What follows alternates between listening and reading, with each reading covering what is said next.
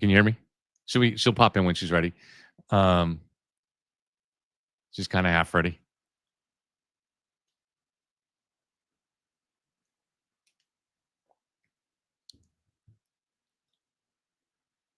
So this is very important stuff. We don't know exactly what it involves yet because it's just the beginning of what's going on. I think that it's ironic, don't you, though? Oh, you are here now. Okay, good. Yeah, sorry, my mic wasn't. I logged in on my account, so hold on just a second. Sorry. So you don't have StreamYard anymore, right, Kate? I don't pay for the subscription anymore. I don't really like to use it. Yeah. I will. I mean, it's definitely the easiest for panel discussions, but like, I don't know. It's very expensive for what you get, but Right, it is. It has one new cool feature I'm going to use here for the first time. You can turn up or down people's mics. So I'm going to turn your mic up a little bit. Oh, great. Sorry. Yeah, I'm like barely plugged in. This was kind of like, I mean, I kind of figured at some point the pendulum was going to swing back on this, just because like where it was left for the federal government is not a great place to be for Foley in her office. And obviously she recognized that pretty quickly, and she didn't just close the investigation. She made sure that people knew that it was closed, which was about as strong an action as she could take. Yeah. At least for that, like, and pretty unusual. So, Right, because DOJ rules kind of prohibited her from, in theory, holding a press conference and making an announcement about it. So correct. I mean, they really aren't even supposed to acknowledge that this investigation exists, which is, right. part of the reason why now there's retribution for someone that they found violating that, right? Stepping out of line with that. And I think that it's interesting. I think that we can all probably surmise who the she's the leaker, who the leaky was here. I mean, peak level delusion from Free Karen Reed right now. They're like, yeah, it's the McAlberts. Like, no, a grand juror does not need to leak testimony back to the people who testified. Well, not only that, the only people that were ever leaking anything about what was going on was the Free Karen Reed side. There was, the witnesses have never talked at all. They've been silent. So, it was, none of us have been reporting that. We didn't know any of that. The only people reporting when, for instance, when witnesses were going to testify was Turtle Boy. Right. And I mean, I think that goes, and of course, Karen Reed knew, so whether it was directly to him and they got it from his cell phones, which the timing is interesting because, they recently just kind of resolved a lot of those taint team issues. And as of his last hearing, had given up passwords yet again so that the police could go through the remaining devices. Right. Whether or not that's connected, we'll see. I mean, I think, from what these sources are saying, the phrasing of social media accounts and other communications kind of paints a pretty vivid picture there, but we'll see. What I will say too, though, is that this is a very precarious situation in that, like, so if I leak grand jury witnesses to you, they're federal witnesses, which means that technically they're under the protection of the federal government as well as the state in this case, right? I leak those names to you and you start to harass them based on that information that I gave you. What's going on there? I think it's very interesting how quickly this woman pled before she was even arraigned. So they obviously had her dead to rights for her to plead that quickly, and the leniency in which she was given, right? And I know that the sentencing guidelines, probably worked in her favor, but we're talking, just a slap on the wrist and the guilty. So that could be problematic for other people as well. And I would just say that, if that was connected to, perhaps somebody intimidating these people, and we know that happened in the case of Turtle Boy, right? Because he was already indicted on the state level, and the Massachusetts statute is almost identical to the federal statute. Did you know that, Kevin? No, and it's written similarly, right? Yeah. Yeah. Pretty damn close. So I think that's interesting. I think it's all very interesting right now. So I just asked a quick question to ChatGPT. I said, if a federal grand juror leaks grand jury testimony to me and I make it public, have I broken the law? And it says the short answer is you likely have not broken the law, but the grand juror absolutely has. So federal grand jury proceedings are governed by strict secrecy, blah, blah, blah. So that was kind of that was the question I wanted. I think I'd asked you on the phone of that earlier. Yeah, then sorry, I was a little distracted because tonight I've been busy. But I mean, I think the long and short of it, after I've spoken to a few people and kind of parsed out what this is starting to look like, and I feel this was pretty predictable given everything. I said this back on June 18th, like she's not out of the woods yet. None of them are. But the intent, what you did with that information, if you simply shared it with somebody else, probably okay. If you used it to then wage a campaign of harassment and intimidation against them, less okay, right? Because you're aware that they're federal witnesses and you're acting with that information. In the reply, it said if I used it to report it as a journalist, that's legal. But obviously, it's different when you're talking about using it as a pattern of a witness intimidation campaign. Right, and the journalism argument hasn't really gone great in state court at all. And again, I would encourage anybody to go read Massachusetts Chapter 268(13)B, and then go ahead and compare that to the U.S. Federal penal code. They're almost identical. Right. And Red Sky makes a good point too. And Red Sky was a criminal trial lawyer. And let me pull this up on the screen. She says, I think if you publish what the juror has stated in an effort to taint a jury pool, it could be obstruction. That's a really good point. And clearly, Turtle Boys was trying to influence the jury pool. There's no question about it. So that would be an interesting. And somebody said, you're one of the freak haired read people said, oh no, this was before Turtle Boy got involved. Turtle Boy's first blog was written April 17th, 2023. And he was first in contact with Karen Reed through an intermediary April 13th of that year. So yeah. Yeah, well, it does list the beginning range as August 11th, 2022, which was before Turtle Boy was involved. But it doesn't say that that's when the leaking occurred. So, and I don't even, and there wasn't even a grand jury seated at that time too. So I'm not really sure exactly what that means. So that's the date that Karen and her team went into and met with Josh Levy. So is that just a technical starting point for their investigation that they're putting forward here on the paperwork? Yeah, there would have been no grand jury at that point. Right. So they may have launched the grand jury process, but there would have been no grand jury with actual grand jurors yet. Let me try to get you. It looks like I got your volume all the way, I think. Let me try it again. Oh, it's not even letting me do the volume now.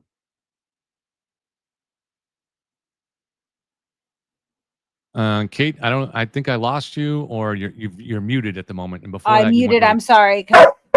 Yeah, the dog. Okay, I got it. Yeah. You had also gone really quiet too. I mean, your volume. So okay, well, I'll let you control it. I tried to control it. Tried to help with it. All right, so let's just look in chat and let's see what you guys think about all this. I mean, this is really, what do you guys think? Do you think that current U.S. Attorney Leah Foley is trying to do the right thing here? Is she on the side of the good, or is she being forced into this for some kind of reason? Is she being pushed into this? I think it's somewhere in the middle. I mean, you got to clean this up. It can't be like. Right. And I agree too, in the sense that this is why I've always put it, you have to kind of give her a little bit of safe space in order to do what has to be done here. We can't just assume that she has the courage to do everything that needs to be done to get to the bottom of the truth. So she may be inclined to get to the truth, but it's difficult because there are people in the office that she's worked with for a lot of years, and there's going to be an argument in her head just to let it blow over. So it is kind of a combination thing there. I agree with that.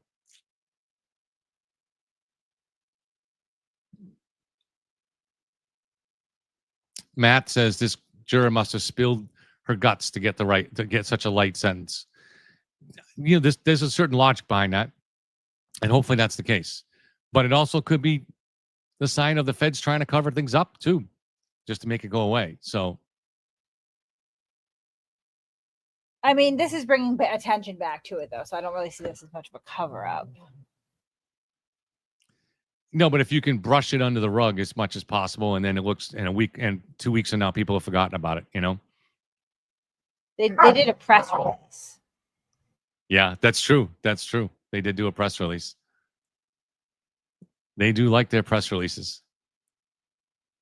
So that's a good sign, though. If she's doing a press release because she likes the way this looks, is going to make her look, then that's going to encourage her to get to the bottom of it. So that's good.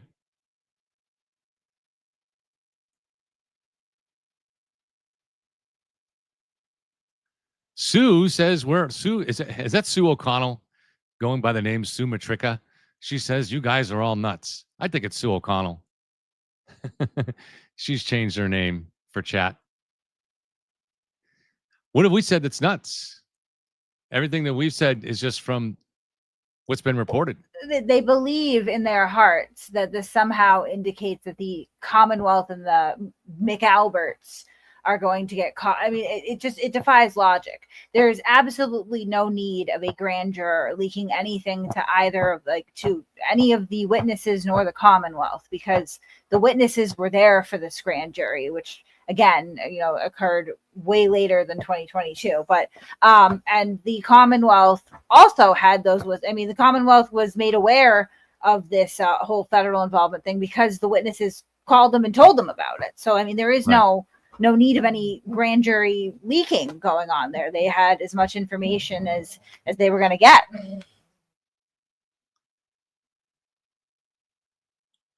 Yeah, Cappy, that's a good chance. Turtle Boy probably will post that. He's got to be doing a little duck and cover right now.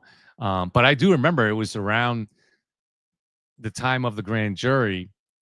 Say, I don't know, maybe a month or two after Turtle Boy's first started covering this story, when Turtle Boy did this thing where he said, you guys either believe me or you don't. And that's it. If you don't want to believe me, F you, basically. Don't listen to my show. And this is when he was talking about information that he had. And right. Oh, sorry. No, but I was just going to agree. He referenced in his blogs, quote unquote, sources from Moakley. Yeah. Yep. That's right. That's exactly right. And look, there's not even any question that Turtle Boy lies. Turtle Boy famously lied to me on the air saying that he never talked to Karen or her lawyers. And then the phone records came out. So he said, well, yeah, so I'm a reporter. I obviously I talk to sources, but he lied to his own audience repeatedly about that. So of course he lies. So there's no reason to anybody should just take anything he says as truthful. I don't really understand why any normal human being would. Even Karen Reed, why would she believe him? I mean, he's just not an honest guy.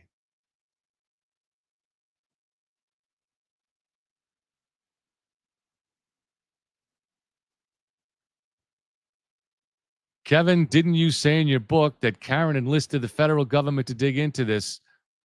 So why would she need a leak? Well, she did.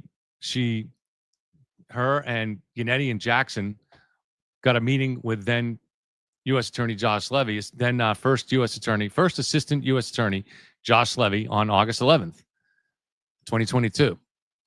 But why would she need a leak? Do you really need me to explain that to you, dude? I mean, if a grand juror is going to leak that to Turtle Boy, that just reinforces what he's been hearing from Karen. And so that's very useful. Or if it's leaked to her, honestly, because this is where I've always kind of kept a dimmer view of her relationship with the U.S. Attorney's Office, as you and I have discussed many times, and said, I don't necessarily know if I believe that Karen had a direct line to the first, U.S. District Attorney. She got the meeting with him, right? Well, yeah, I mean, yes. But as far as like, getting constant updates and all this other stuff, I had always kind of assumed, and this is based on my time working with Turtle Boy, that it was very plausible that somebody lower level was giving out this information and keeping her abreast of it, and then she inflates it to make things look more legitimate. Right. I mean, she definitely, but also we know now that the big bombshell that came out in April Vaudier of Dr. Wolf, that representatives of the U.S. Attorney's Office were communicating in violation of sequestration what the state's experts had been testifying during the trial. So right to them, though. Right. So I guess we could say that doesn't mean that Josh Levy was aware of it, but that seems kind of unlikely to me. I'm not saying he was or wasn't aware of it, but it doesn't mean that he was calling Karen Read and her attorneys, keeping them abreast of every little development and being like, "Hey, buddy, we're on your side. We're going to arrest everybody right now." You know what I mean? No, but I think that it's the fact that they were helping out the U.S. attorney, helping out during the trial in a very egregious way like that, certainly suggests that they knew what they were doing was wrong, and they were doing it anyways. Now, when that began and how far it went, we don't know. I think it's a very good chance that they certainly started out. I doubt that they started out thinking that, well, geez, we're going to help a murder defendant get off. No, they wouldn't think like that. That's not how someone who graduated second in his class from Brown would think. He was duped. But then once he was duped, my guess is he just didn't have the integrity to come clean because it was embarrassing. And so then you had that continued effort to try to put his thumb on the scale for Karen at that point. And we also know, we can't say with 100% certainty, we know where the source comes from, but that supposedly Karen told Turtle Boy that Jackson and Yannetti had a teleconference call in November of 2023 with Josh Levy himself, in which Josh Levy advised them to try to postpone the trial.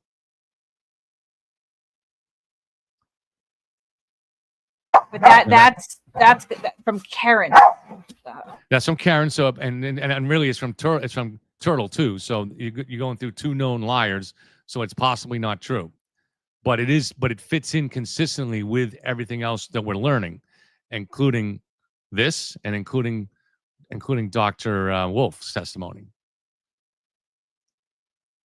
including even just the fact that Josh Levy should have ended this investigation a long time ago, but he didn't. He left it open intentionally in order to try to prevent closer scrutiny and closer questions.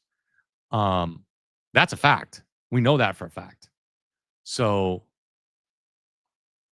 it all fits together in a pretty consistent pattern here of wrongdoing by Josh Levy. Now, what motivated that wrongdoing, we don't know. My guess is that just because they got duped and then didn't want to look bad, but we don't really know. But there is a pattern there, right, Kate? You can see the pattern. I wouldn't say that they didn't take sides. I wouldn't say that. They took sides then, right? Yeah, but that's not the same thing as being in direct communication with their team. Well, they were in direct communication with Dr. Wolf. So how much, it's not really a big step to be in direct communication with Karen's team.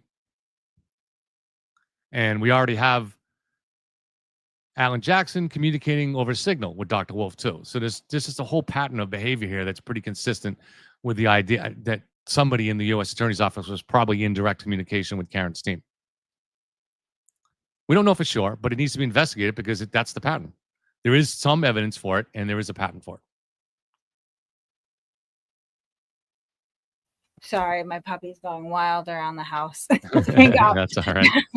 And I keep having to tear her off the other dog. But yeah, I mean, I'm not saying there isn't a pattern as far as them taking sides. I've always been skeptical, especially about Karen's recounting of it, because it seems like a big stretch that they would be like conspiring with her. Well, they were conspiring with Dr. Wolf in violation of sequestration order, which is more serious than just communicating with Karen.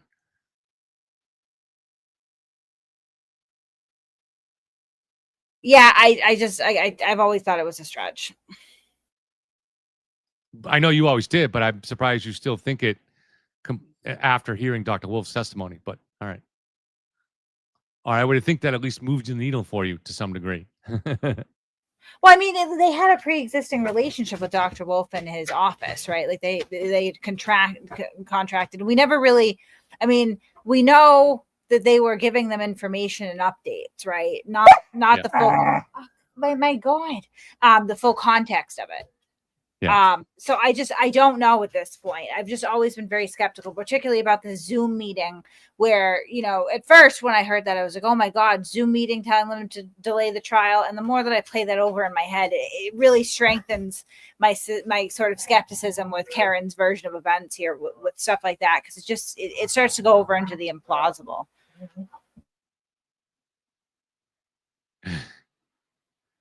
We got the trolls out. I forgot to, they're upset. They're upset because again, they've put all their stock into the feds. And the first movement that you have post verdict regarding the federal government and authorities on this case, it strongly implicates some wrongdoing or malfeasance on the part of either Turtle Boy, Karen Read, or both. So like they're going to be upset. I anticipate that. Yes. It's hard to find any people in this state that are better at reality denying than these people. Rosewater asks, hi, Kevin, when did Karen Read and Joe Warren stop dating? Why did they break up? I'm not going to answer questions like that. Not saying it's not a good question, Rose. If he wants to come on the show, he can come on the show and tell the story. And we know that he doesn't want to tell the story. That's the one thing I do know. So.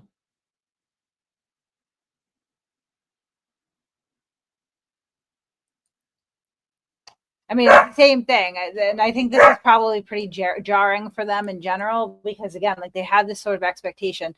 They ordered, a federal investigation into quote unquote real killers. And they've been waiting by the mailbox every day for a month now for them to show up. And the first, sort of rejuvenation, any new movement in this situation at all, again, it's clearly implicates one or both of these people. I think that you really, really, really have to be pretty brain damaged not to at least recognize that. And the contents of this and the details are obviously highly speculative at this point, but like there are some things that are just abundantly clear. James, thank you. And James believes that it's obviously Karen who's the person that the plea out was about. But I'm not convinced of that, James, because I could see them easily that the juror leaked this to Turtle Boy. And if the feds are in cover-up mode, it might have been someone completely different than both of them. She might have just posted something on social media. I don't know. But I do agree. She probably did leak it to one of those two. Time will tell.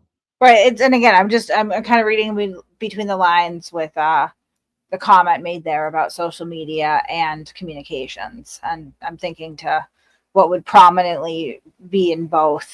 Right. And, the answer is probably Turtle Boy. And again, the quandary, if that's correct, and I'm sure that even Free Karen Read people can connect those dots, is like what was done with that information.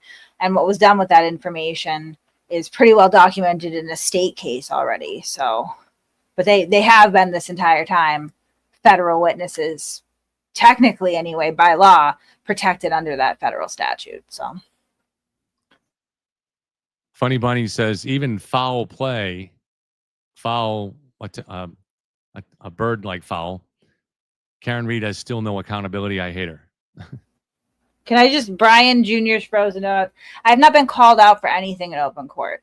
Bettero keeps writing these letters, and they are insane, and they do not cease to be insane, where they desperately try to assign blame to anyone else other than Aidan Carney for the crimes in which he was charged, that he documented them all. He took out his phone, camera, whatever, hit record or stream, and broadcast it to the world, right? Like there's no ambiguity about that. So, I mean, everything that has ever been turned over to the police, with few exceptions, but would be, at least for the video content, would be things that he voluntarily posted on the internet with URLs and, all that good stuff. So, I mean, to think that I colluded with anyone to get Aidan Carney charged with any crimes. Like, I guess I would have had to have colluded with Aidan Carney to get Aidan Carney charged with crimes, because he's the one that did these things and chose to film it and then upload it. Even like dumb shit like the wiretapping, right? Mm-hmm. Before he edited that and tried to make it sound like he had informed this woman that he was recording, he uploaded just the raw video on a private link on his YouTube channel. And he shared it with people, and then in turn, people shared it with other people, and then somebody who was directly sent it to me, right? So there's a very clear chain of custody there, and it starts and ends with Aidan Carney. He's the one who made the supremely wise decision to wiretap someone and then upload a private link, foolishly assuming that it would stay private. Right? Yeah. To YouTube, right? And so, like, I mean, he has the discovery, and I understand that it's under a protective order, but like, I can assure you that he and his attorneys are very clear on where all this stuff came from, and at the core, it always came from him. Right. And it's just kind of like people that still have this doubt as to whether or not he was trying to intimidate the witnesses. Just go back and watch any of his shows, any one of them in the summer of 2023. Any one of them. He did it in his own words every night. Yeah. So that's what's so mind-boggling. It doesn't take some conspiracy of someone to try to get to the prosecutor. Someone may have tried to point that out to the prosecutor because they weren't watching his show, but it's Turtle Boy's words that were doing it. And his actions, obviously, combined with, for instance, going to the lacrosse game of Jen McCabe's daughter and things, and many other things that he did. The rolling rally.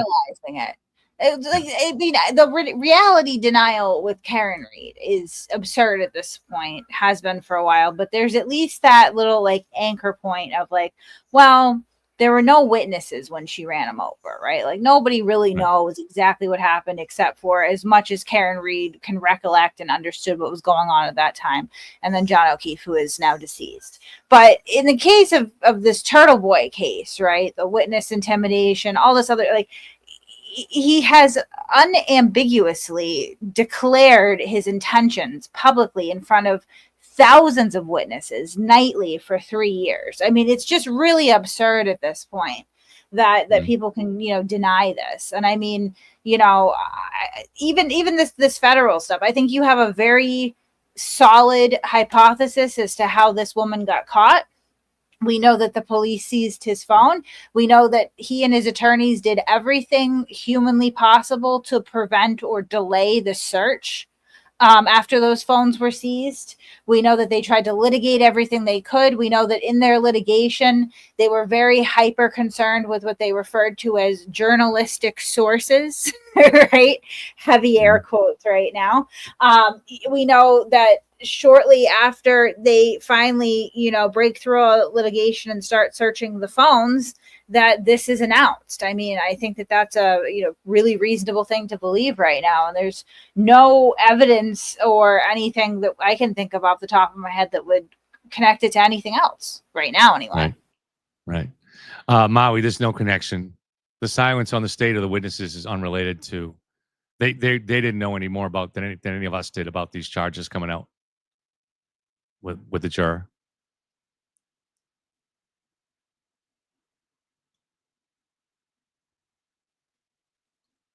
I'm just looking through chat. So I did, you have to, when you set up this show, if you don't remember to go in and make it so that only subscribers can comment, you get more of the trolls in. Doesn't bother more earlier. I know you don't love them. I know you don't love them. It becomes a distraction to the other people in chat that are just trying to have a conversation. So that's all it is. They kind of don't need them. I would have, when I was starting out the show, I would have had the same approach to you. I would have thinking, I believe in freedom of speech, blah, blah, blah. But just in practicality of seeing how it works, it's better to have less of them in there. If people want to come in and have respectful opinions from a different point of view, I think that's great. But if they're in just to troll, it just ends up ruining chat for normal people. I think most of them are probably on my chat anyway. They love it over there. They do. Like my chat loves it. They'll just, yeah. Well, I feel like it's have a robust debate sometimes, usually about my underwear, but like, you know, whatever. We'll meet you that's on... not really, I would not consider that robust debate. I was being sarcastic, but yeah, it doesn't, you know, I think it's interesting too, just to see the reactions to this. That's really the only thing that I can look at right now, because we only know so much, right? Like I can tell you that nobody knew this was coming as far as anyone that I talked to. So I don't think we need to implicate witnesses in anything or assume that's, you know, that silence for that. We don't know that much, which is a healthy sign, right? Because, you know, I didn't know until you called me, and then my phone didn't stop ringing after that. Everybody calling to tell me about it, but no, I didn't know. I had no idea. I didn't see the Twitter reports by Christina Rex or anything like that. I don't really go on to Twitter that often. Somebody had sent me the press release first, and of course, there's no context that connects it to Karen Read. So I was like, "Well, that's weird, right?" Like that's, and I would assume. Actually, never mind. But later on, I saw that the Globe had been able to connect it. And I was, you know, surprised at first. Not surprised. It wasn't a revelation. I'll put it that way. I was just surprised that anything had been caught or done. Honestly, like you know, I think that it's pretty obvious that this has been a huge concern. But I think it's really promising as far as it means that they're still looking at what happened here. You know, right? Red Sky is saying that Hank should be appointed to I don't think Hank is physically in a state where he can be taking on any cases for any time soon. He has some physical problems going on with his back. So I don't think you'll see that anytime soon. But we wish him well with that. I know what that feels like too. A lot of people know what that feels like with bad backs and stuff like that. So. Oh my God, I'm sure everything's exasperated by like stress. That guy really got a raw deal as far as the way that he's being treated. It's just the neighbors. Hey, jailbreak.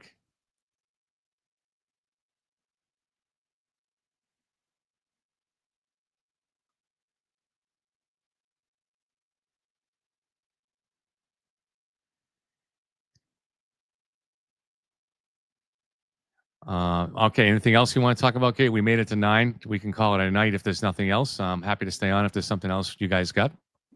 No. Oh, was it package? Maybe I knew something came. No, I don't think so. I mean, we just don't have a lot of information right now, other than you know what's going on here. I'll be enjoying watching the reaction from Free Karen Read for the next several days. When is she? Well, her lawyer indicated that she may have a statement at some point. Maybe that'll shed some light. Right. I will talk. I don't think this is you're interested in this, Kate, but I'll stay on for 5 minutes and talk to people about the Maine murder. The paddle boarder that was unfortunately killed up there, and a lot of mainstream media are saying that this might be a serial killer. So my early guess is that this is not a serial killer, and I'll give you the reason why, because it's very simple. Her body was found, at least from what I can tell, on an island in the middle of a pond that was not far from the ocean, not far from Portland, and it's an island that can only be reached by boat or paddleboard.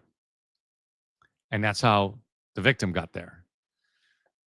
I don't picture a serial killer hanging out on an island that he can only reach by boat.